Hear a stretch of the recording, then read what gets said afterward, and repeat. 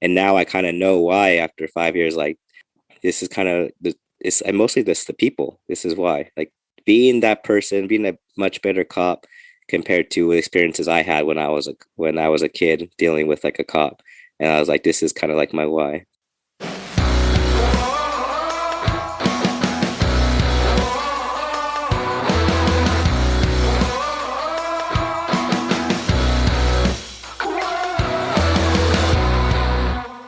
Hey everyone, welcome back to the Fit for Duty podcast with Gilbert and Taylor Lopes, episode number 4. On this episode, we kind of want to get into a more lighter note and pretty much just remember why we got into the job. And just so everyone knows, remember, we're not just talking about law enforcement, we're talking about all first responders, nurses, CEOs, everyone like that. So when you hear this episode, think about your profession in mind, and we all go through similar experiences, stuff like that. So keep that in mind, and let's get into it. Taylor? Yeah, no, I think it's, you and I, we come up with these topics, but I just kind of like talking. And so it's not like it's even kind of pre-planned, but yeah, it's the thing too, like the biggest thing what the cover was like keeping your mind focused on the positive things of the job. Like whatever you feed is going to manifest. So, if you're always thinking about everything that negatives that's following it, then, you're just going to have a super negative feeling.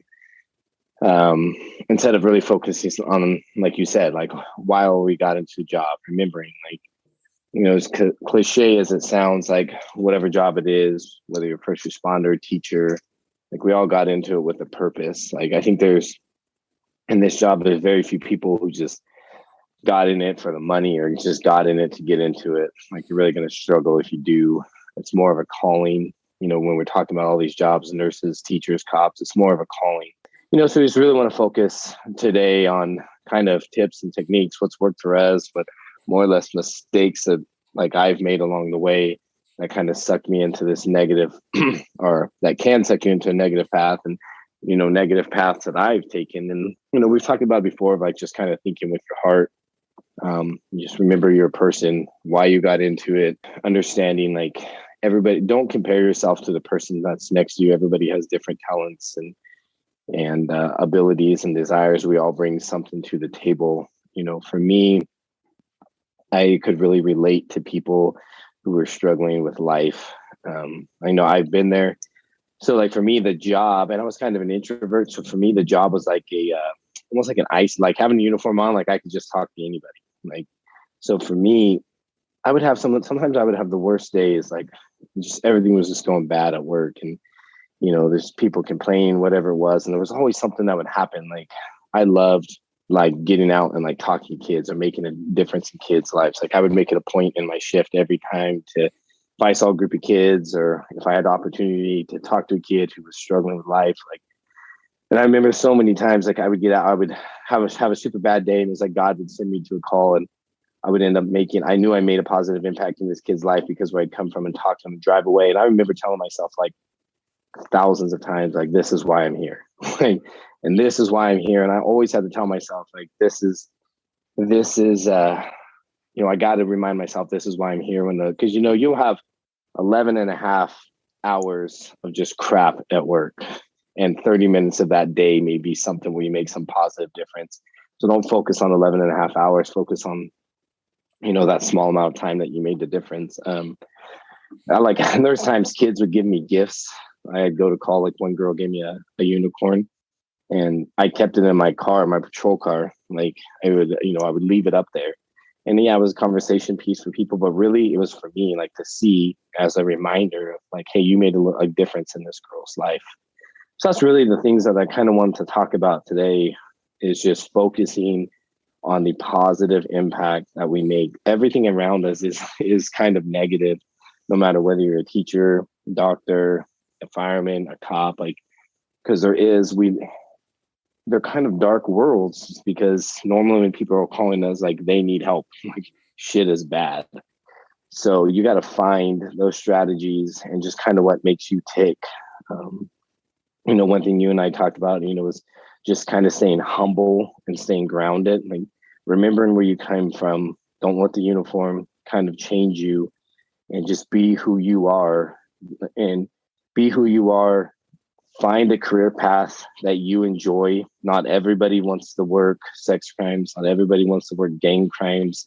Find your niche, like your passion, what makes you happy and where you can make, that positive difference. And if I always, hear me say it 1,000 times, but if you think with your heart, you're going to be so much more fulfilled morally every day when you go home than anything else. When we lose sight of that, man, things can really go bad. So, I always had to find things that kind of kept me on the right track, kept my mindset in a really positive mindset. And instead of focusing on all the bad calls and the dead bodies and all of that, like I focused on the difference that I can make, the camaraderie on the shift. I mean? We all got together at least once or twice a night, whether it's for Slurpees or ice cream or something like that. And, I would take pictures of people. I mean, I have pictures on my phone of you in home gardens playing with kids, talking to kids, or like, even, I don't know if you remember, but it was a CPS call where unfortunately we had to place a child in child protective custody. And that's a horrible feeling. That's a horrible position to be in, right? Because you're taking the child from a parent. There's obviously righteous reasons for it, but still, like, they're going in CPS. But we made light of it. We had fun with that kid. He really liked you, and we had pictures of you and him together. And that's kind of like a coping mechanism. But we made it as fun and as positive as we could for that kid.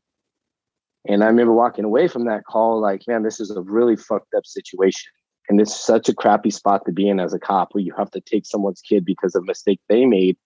And, this kid doesn't know. He just wants to be with mom or dad. He doesn't want to go to CPS. But I just remember thinking, like, man, we handled that call right.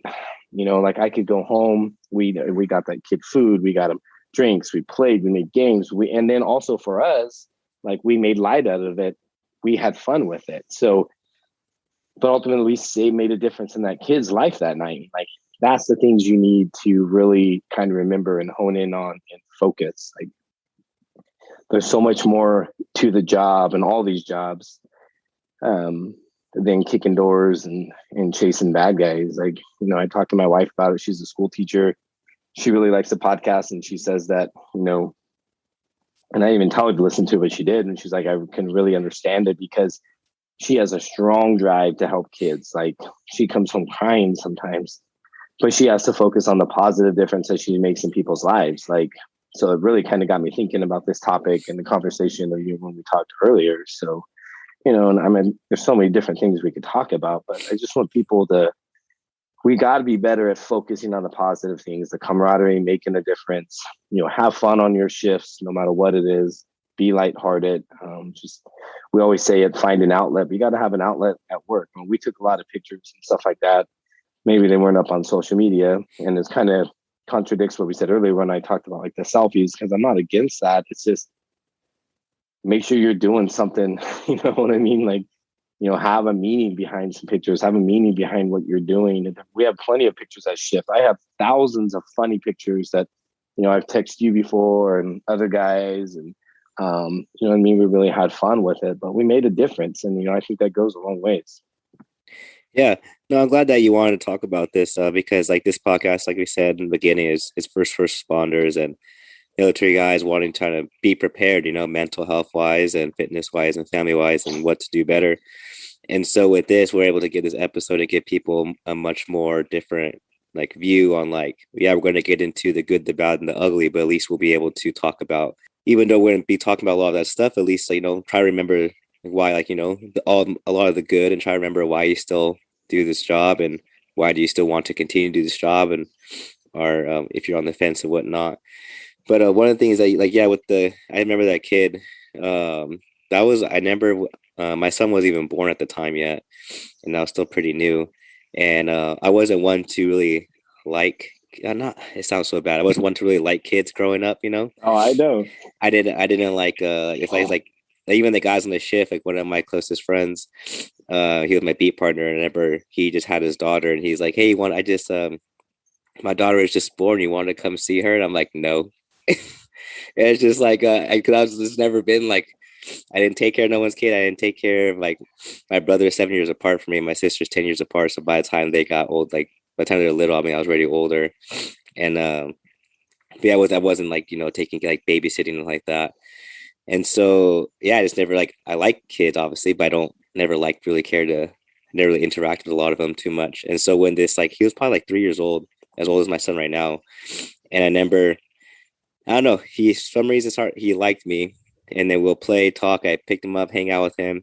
And it, I don't know, it's probably the first time where I interacted with a kid that wasn't even family too at that. And I didn't even know him, but there was something like inside that wanted me to make sure that he was okay because I knew the situation was so bad.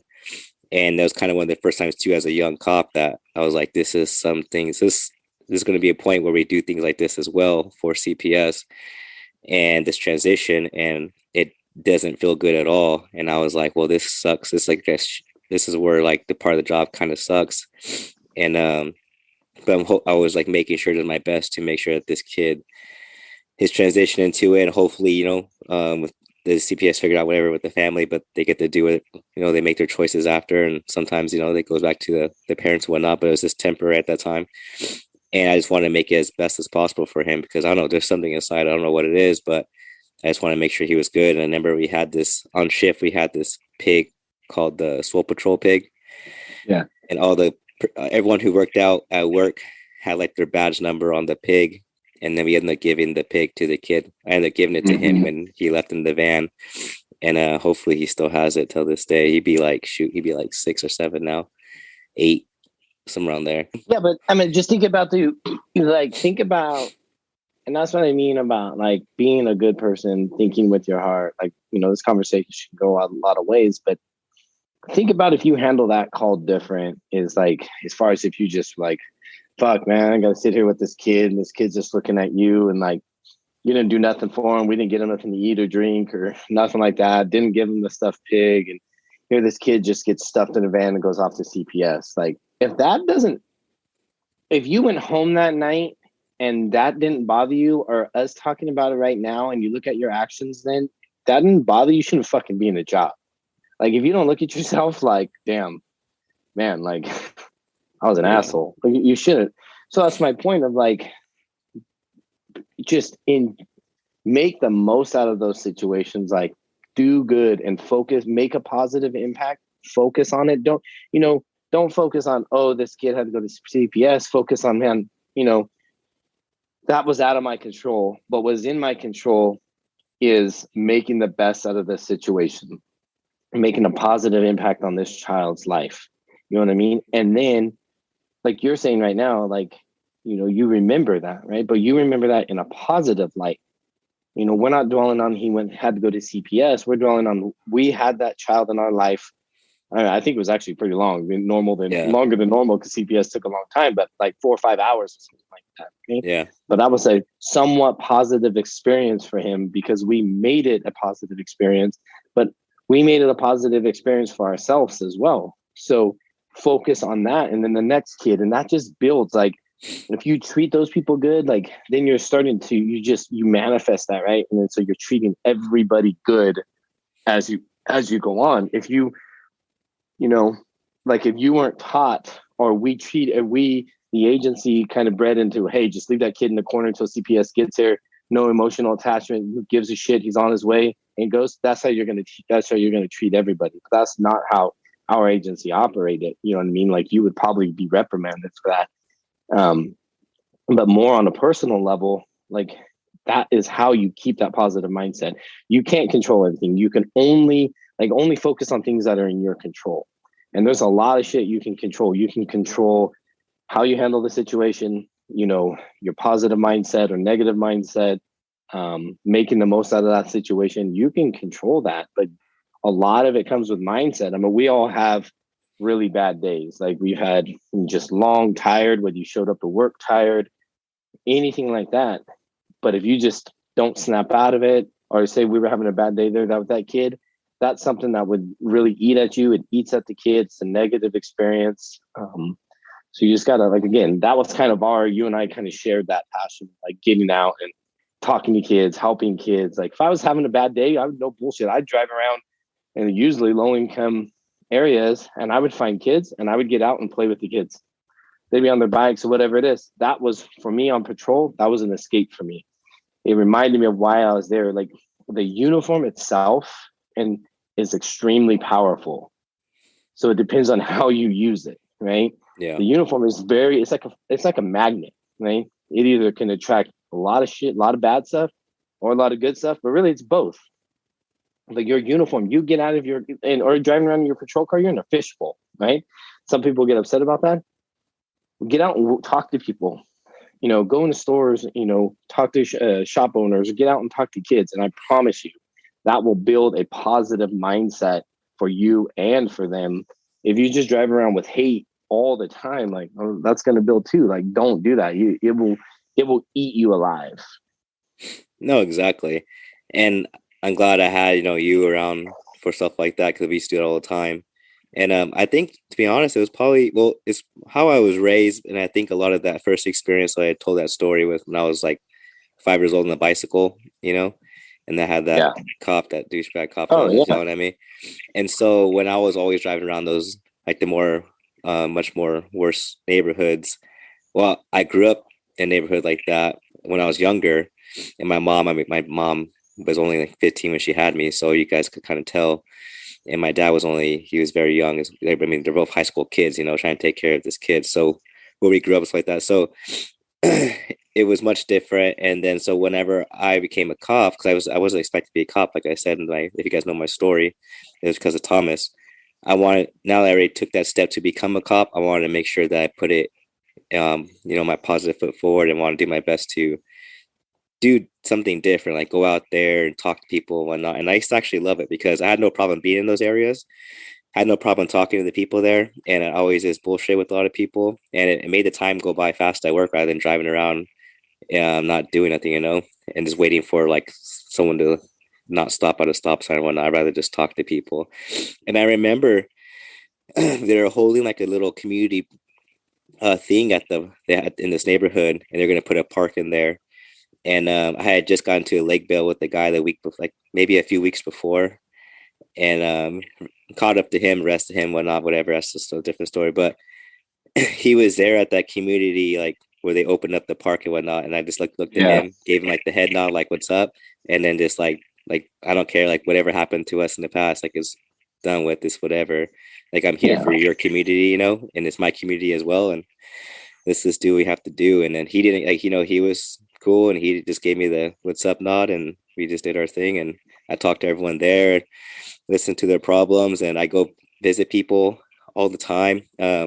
At that time too, several years ago, even my wife's godson lived in that neighborhood in a home garden. So like I would go visit. So that's why I was there a lot as well. So I go visit him, go drop off presents, and then and so it was always this, I don't know, I just always wanted to be in there and just kind of do my thing. And even if there was like a bad call, I tried to, if I arrested somebody and it was like a leg bail or a shove or whatever, I always, if they were like much more calmer when we were taking them to jail, I'd talk to them and just be like, like, how's it going? Like, what's up? Like, why did you do this? Like, and then, and now they just would talk to me, and then we just, I don't know, I would do it all the time. Even with the homeless people, I never talked with a homeless person one time. They told me they made more money than I did, and I was like shocked. And we literally bullshit for like 45 minutes on the side of the road, and we just hang out and whatnot. But it just made the time pass, and there's just everyone try to find like some time to go by.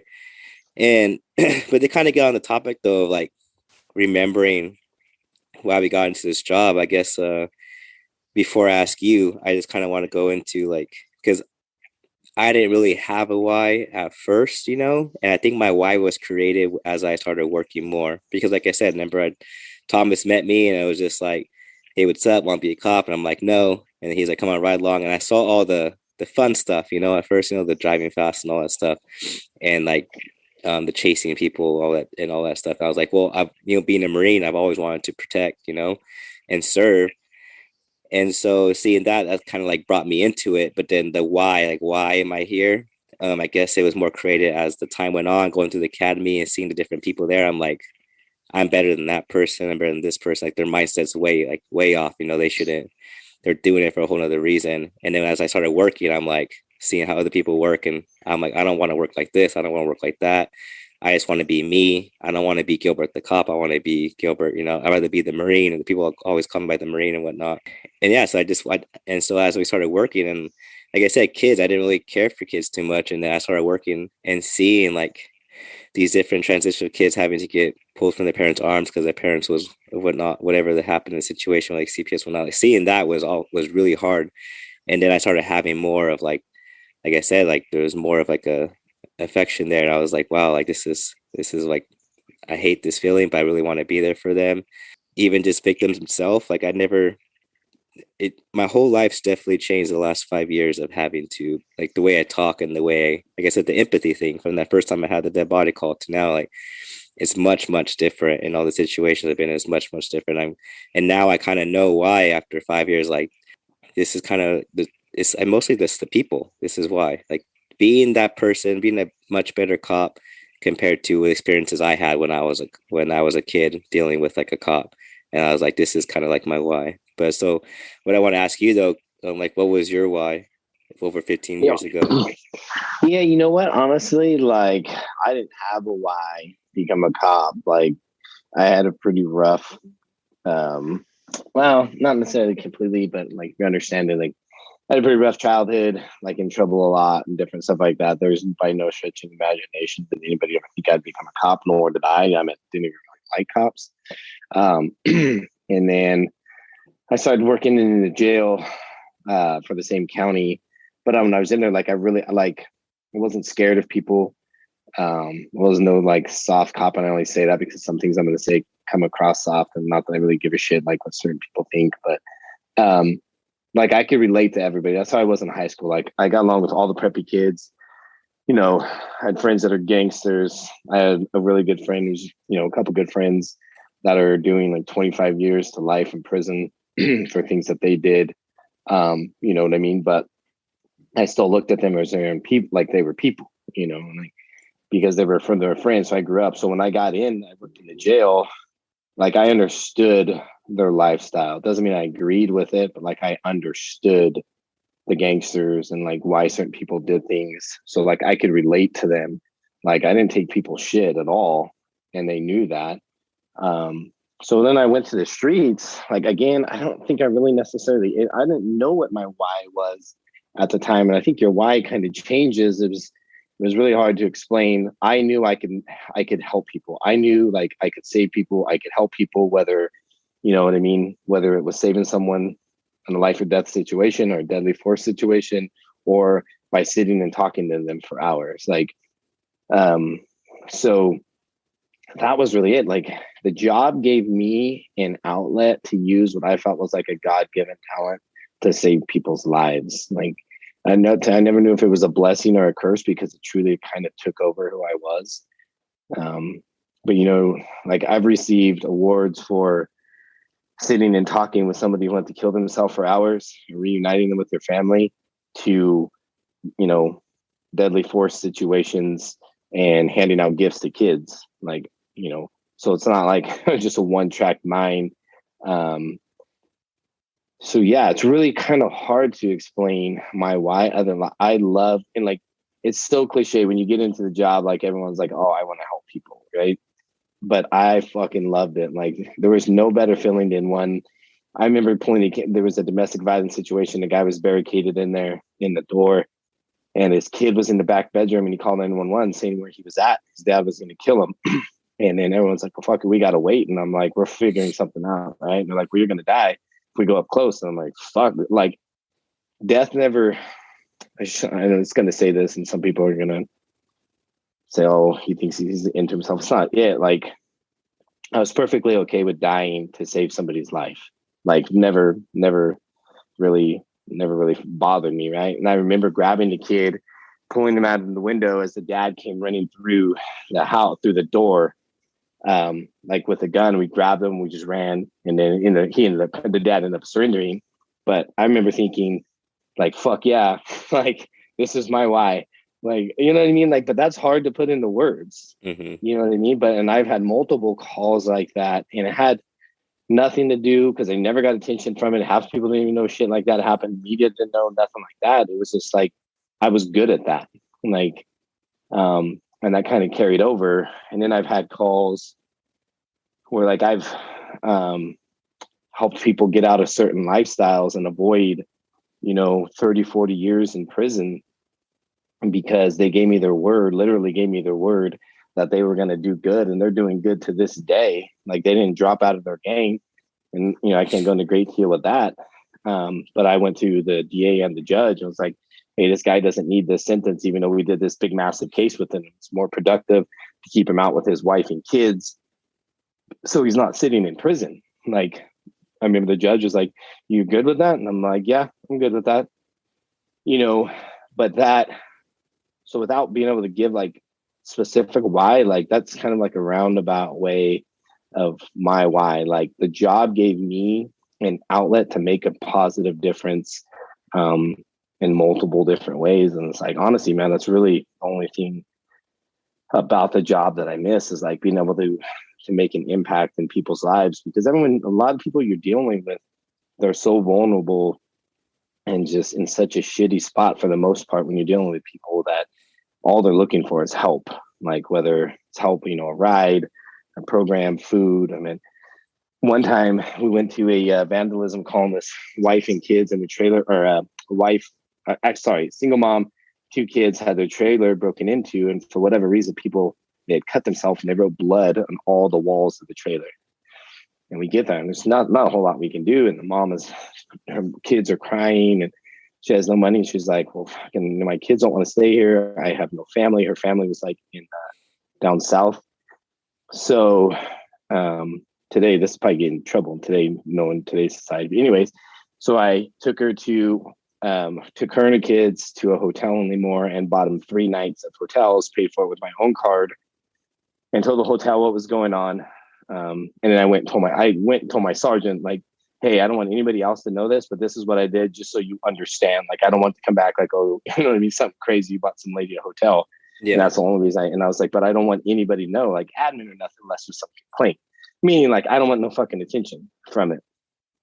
But like, that was, dude, and I can tell you hundreds of stories, and that was my why. But then like other deputies were doing the same thing. It wasn't just me, you know what I mean? But then I also had newer guys like, I can do that. I remember, well, I won't say his real name just because we're not really saying names, but I'll call him Bobby for lack of, you'll know who I'm talking about. As a deputy, we call him Bobby. Anyways, he calls it, or he makes a traffic stop one time, and I'm the watch commander. I get out. I'm like, dude, why you been out here so long? He's like, well, I stopped this guy and he's got dope. He's got propane tanks. And I'm like, okay.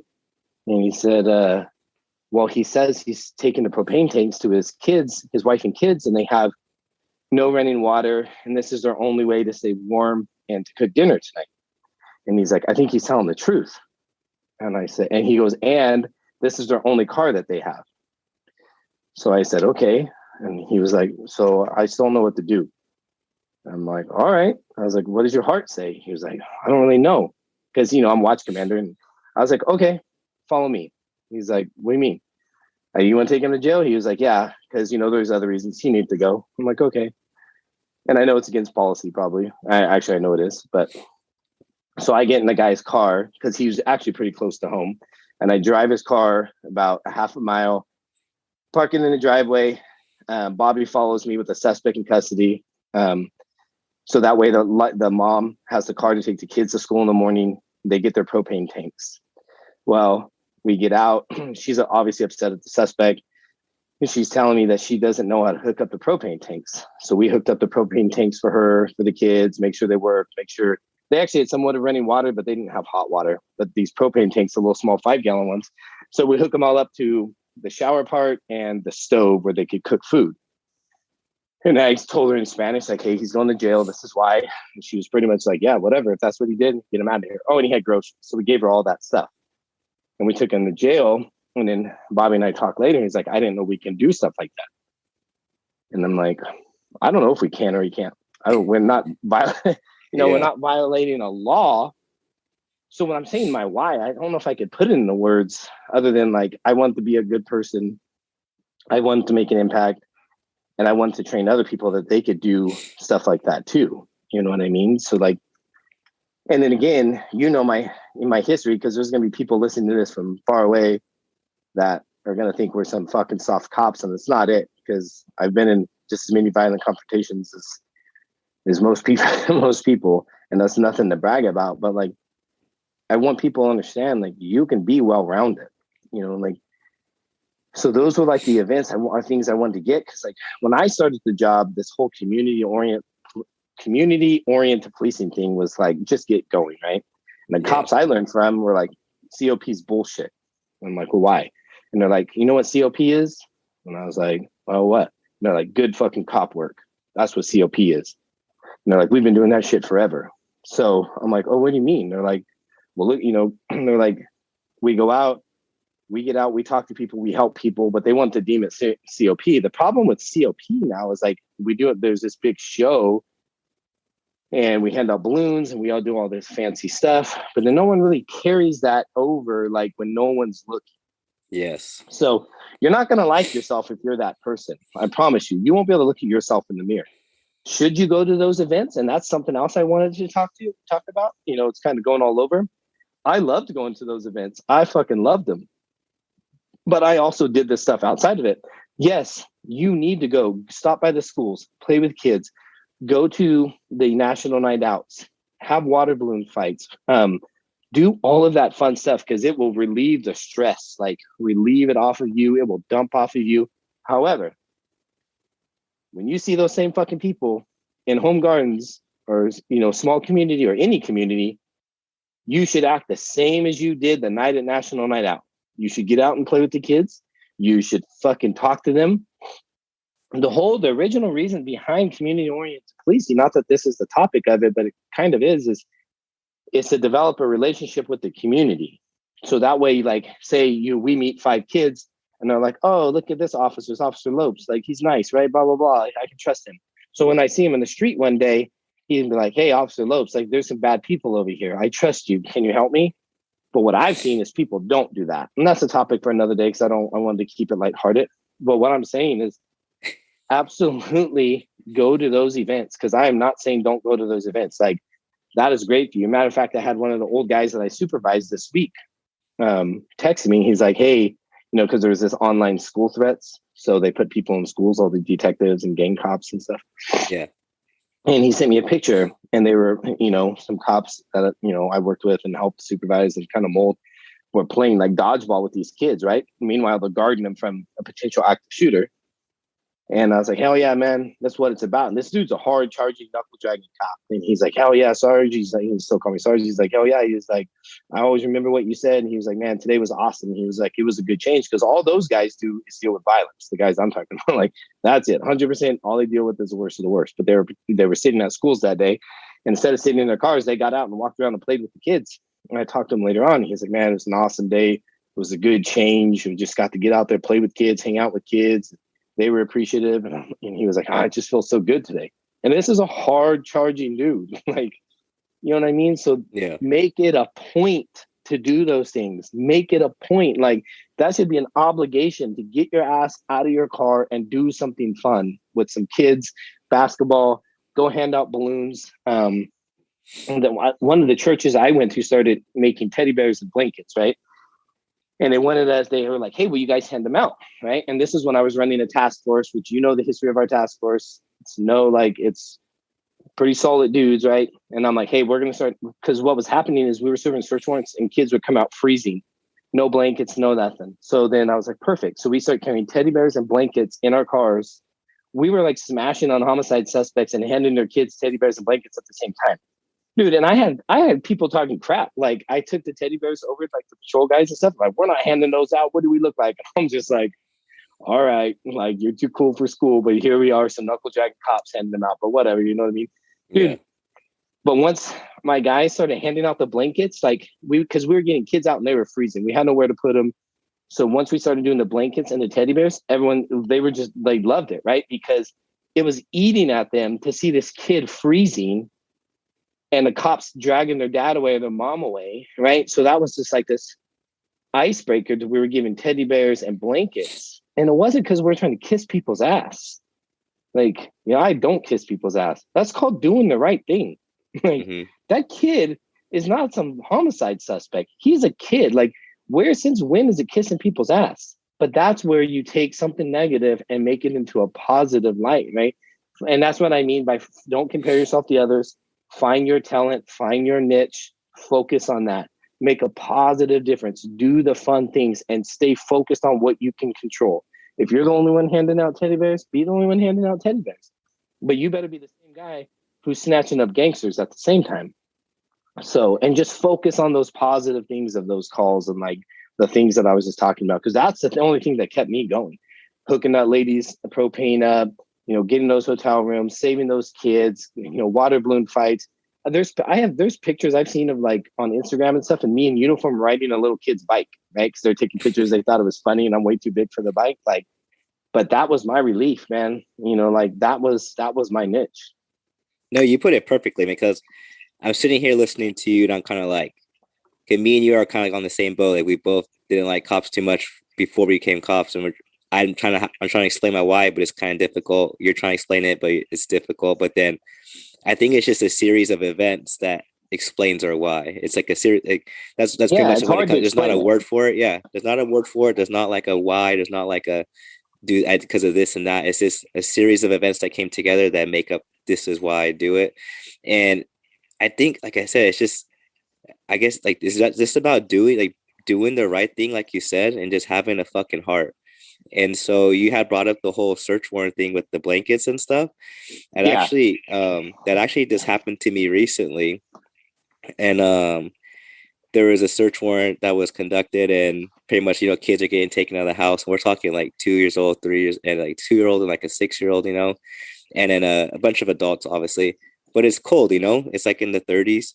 And obviously, like it's for a big reason. I can't get into why, but the type of crime that it was is like the biggest of the biggest, and but the thing that kept bothering me was just like these two kids. And like, because think about this, I have a beanie on, I have Under Armour cold weather on, I have a shirt on, I have cold weather boot socks on, I have a jacket on, and I'm still cold, and so I see these little kids in like this like regular short sleeve pajamas, and I'm like, and I'm not used to where I was working, not used to it, because the people I was with I'm not used to working. And so I'm like, hey, do you guys carry blankets or anything, And they're like, they kind of just like don't really have an answer. And like looking around, asking around on the people who served it too. I'm like, hey, you guys have blankets? And like, they kind of like walked away from me. I'm just like, all right, whatever, you're busy. And then I was like, fuck. And it just ate me up inside, because I could see it's not what I was like. I see my son, and I'm like, I'm fucking cold. And so I just took off my beanie and gave it to the little girl, and I took off my jacket and gave it to the other little girl. And they don't even speak English, and I don't speak Spanish, but they still told me thank you. I was like, I know that word, obviously. And I told them, you're welcome in Spanish too. That's all I got, And but you could tell how grateful they were, because they were freezing. And then I just froze my ass off until someone got a blanket, But to me, it wasn't really so much like I said, I'm not saying it to whatever, because like I didn't get attention for it. I didn't ask for attention for it. No one. I just did it. And then when the blankets were out, I just they gave me my jacket back, and I put it on, and like no one ever even noticed, right there. But it goes to like what we were saying of like you focus. We're keeping it lighthearted and not being negative, but it's like there's something to say about just like being a good person, like finding your why. Remember why you got into this job. You like helping people is, you ask anyone, they're all gonna say to help people, yeah. Right? Like that shit would eat you up, and it should eat you up to see this little kid who has nothing to do with this freezing their ass off. Yeah, they don't know what's going on. No, so that's what I'm saying. Like, find your niche. Don't compare yourself to the next person. Like you were like, oh, they're like looking at you, like you're some ass kisser. You just want to cover up this little kid. And you're like, whatever, I'm still gonna do it. That was kind of my point to begin with. Don't compare yourself to the person next to you. If your heart tells you to do this, do it.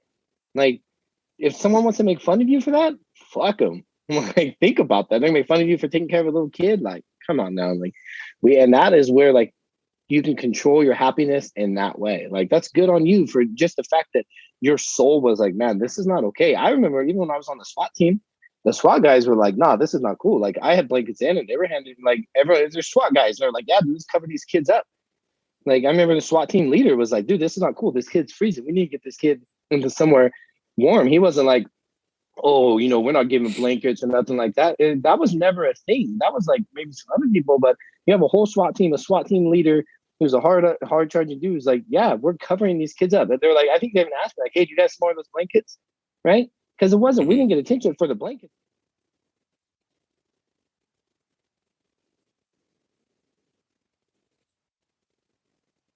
Why? And stay true to it. Like be good. Yeah, my boss and all my coworkers were like an hour away from this whole incident anyway. So like there was only people there was just the people I work with now, and it's just like that's just pretty much what it is. And I'm so used to working, on the team, and we had blankets, but I'm so used to working with the team that I did have where I do work, and so that's what I was asking. Like, we got blankets, and they're like look at me like I'm crazy. And I'm just like, all right, well, I'll just give you my clothes, whatever. Then you guys we'll figure it out then. But I don't know. That's just like I said, like that's why I think that's why we always connected so well because we do things like that. And like when I love working for you, I love working for Roger because you guys let us work how we wanted to work. It wasn't so much like you got to do this. It was like just be make good choices and be who you are. And then you know what I mean. And we are always good people. And so like Roger caught me several times buying things for kids like at the gas station because their parents, like you get them for like you could tell they were up to no good like drug wise, and like they're eating good and have like good drinks like that. And I never like I'm just going there just to get like water or like a rock star, whatever.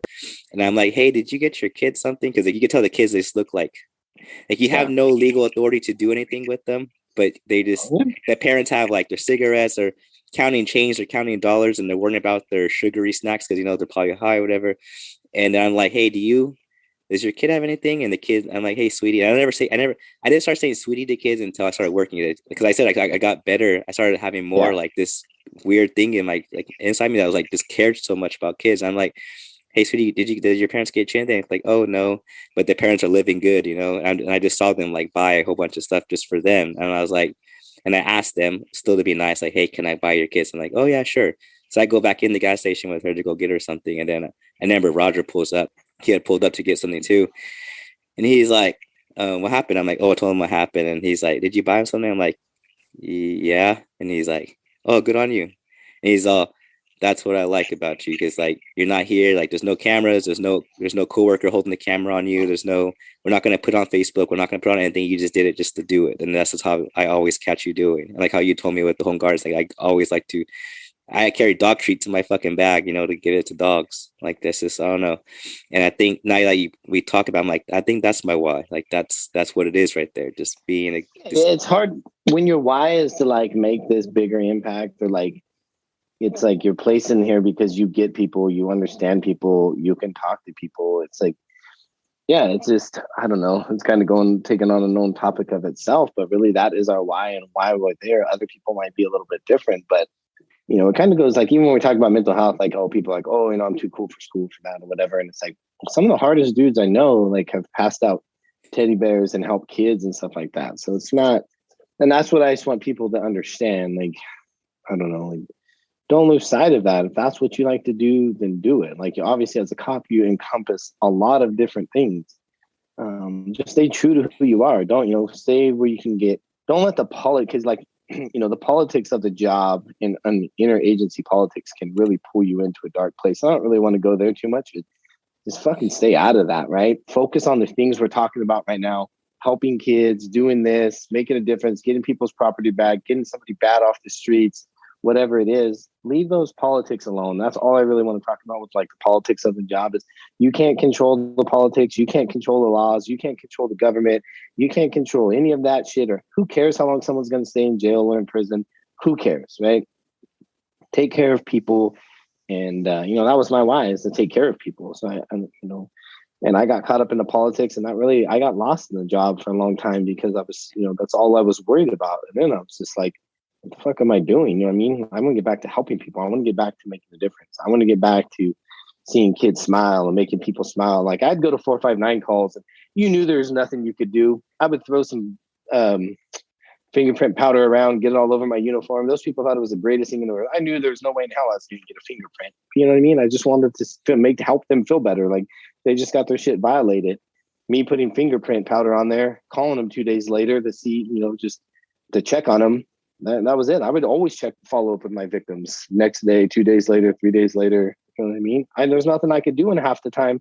Maybe it was selfish why I did that. Like it was my own, make myself feel good. But I had a lot of people tell me like, "Hey, thanks for calling and checking on us. I know there's not a whole lot you could do, but at least you give a shit." So yeah. And like, I think the biggest thing to get out of this for anyone listening, and that could be, like I said, with any profession, was what you said earlier was, do it because you want to do it. Do it because you are a good person. Do it because you have a heart. Do it because you care. But don't do it just to do it and just to show off. Oh yeah. If you're only doing it when you say you do it, when the camera's there, and if you're only doing it like how you brought up earlier, like I'm going to this event, but then when I see them later, I'm not going to treat them the exact same way. Then I don't know. I don't know if I should say like don't fucking do the job then, but it's just like, then why you want to say that, but really you just want to tell people like fucking like be real. And it's like, like you said, then why even do it? Yeah, if your whole mindset is just a whole nother reason, like I don't know. It's just, you can still do our job and you can still put the bad people in jail, but then you can still be kind to everyone else that's involved.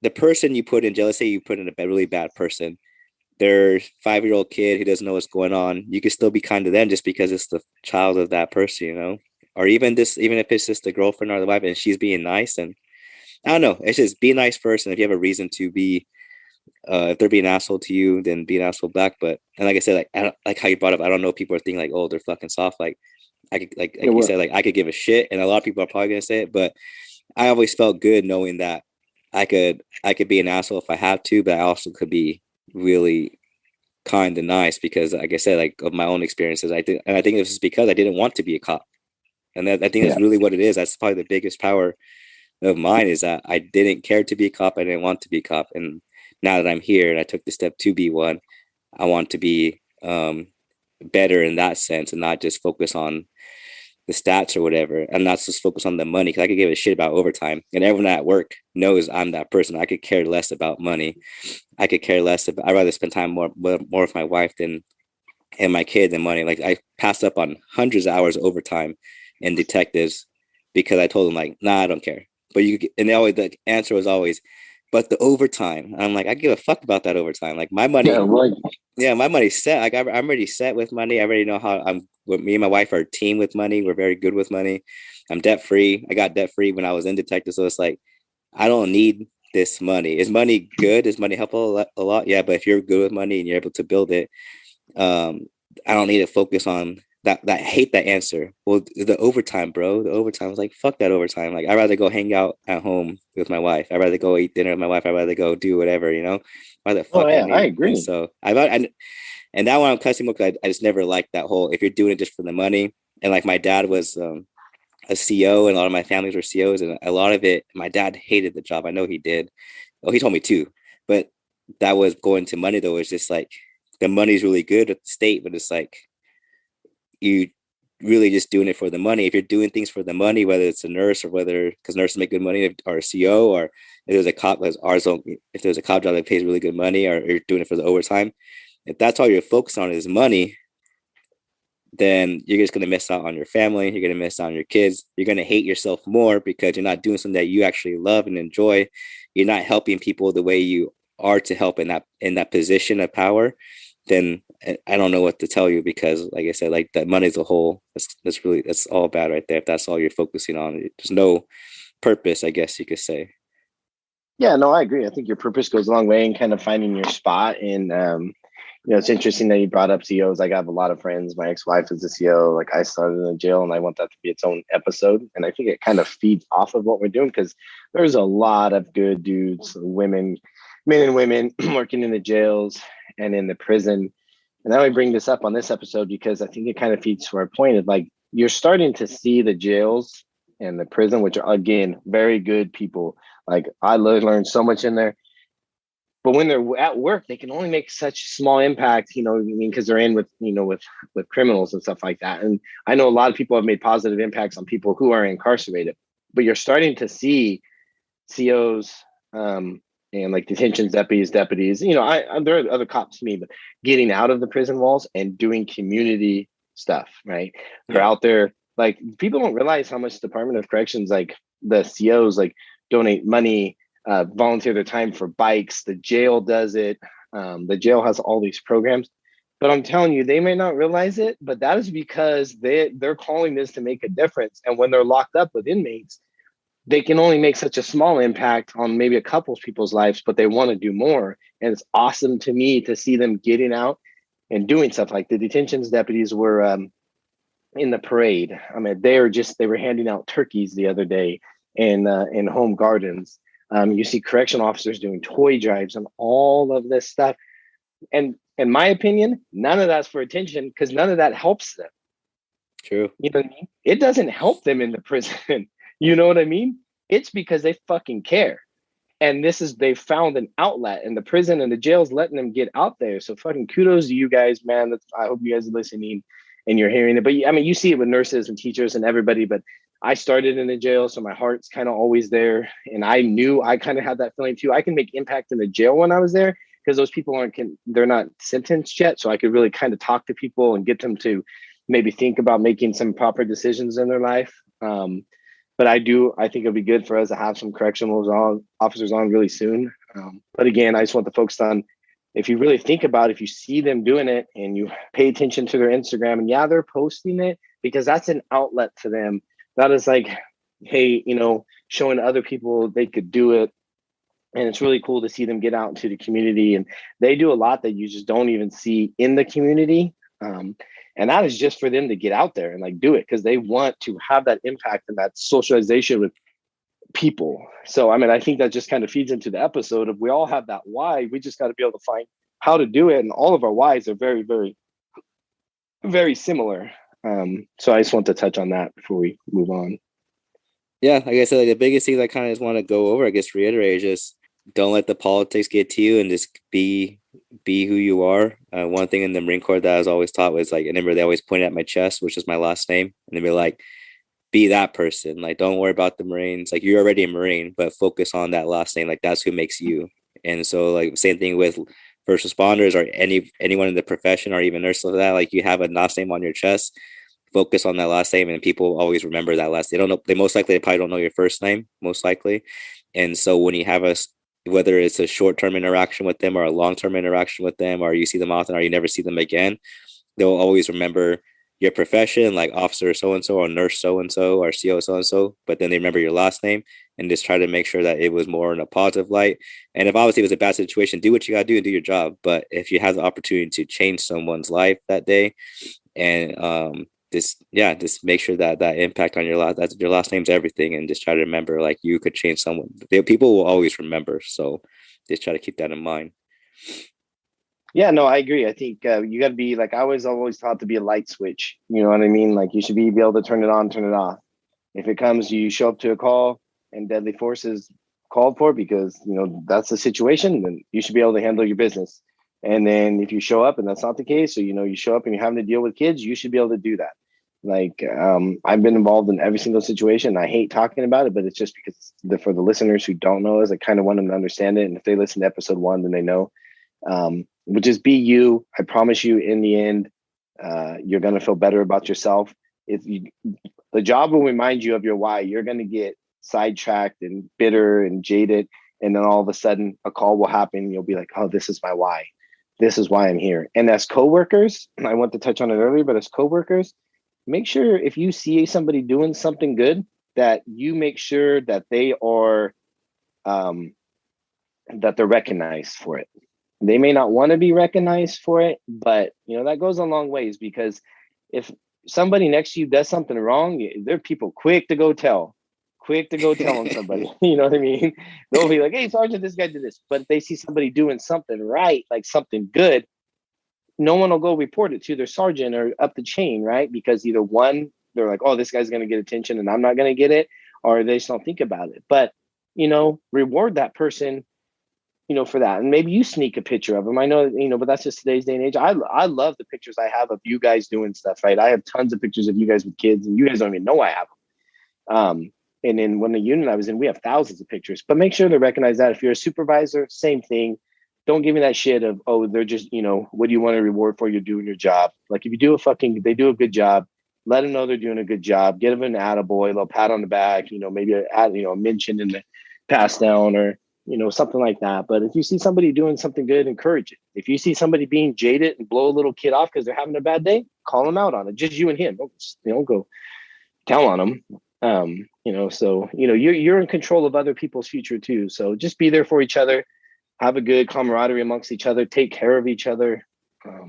That's a big why too. And that'll be a whole topic, conversation on its own of, you know what I mean? Stop eating our own and taking care of each other. Exactly. Ended it just perfectly. So once again, if you all are still here, thanks for the support. If you're all still here, thanks for listening. And just try to remember, don't give a shit about what anyone else thinks, because Taylor and I do this podcast. We appreciate our guys' support, and we can only imagine what people have to say who do know us or don't know us. But like I said, we started this podcast knowing that was probably going to be maybe a thing, but we could care less about what anyone thinks. And that's exactly why I like this podcast, and exactly the traction that we're getting and the support we're getting is only showing us that much more that everyone feels the same way. So if you feel a certain way inside and you want to do better, and you're just worried about someone going to make a joke about you for being nice, or make a joke about whatever it is, who gives a shit, and just do it. So thanks again for support. Remember, go follow the Instagram Fit for Duty podcast, or go to the Facebook group and ask to be invited, and we'll put you in. And hope you all have a good day and be safe.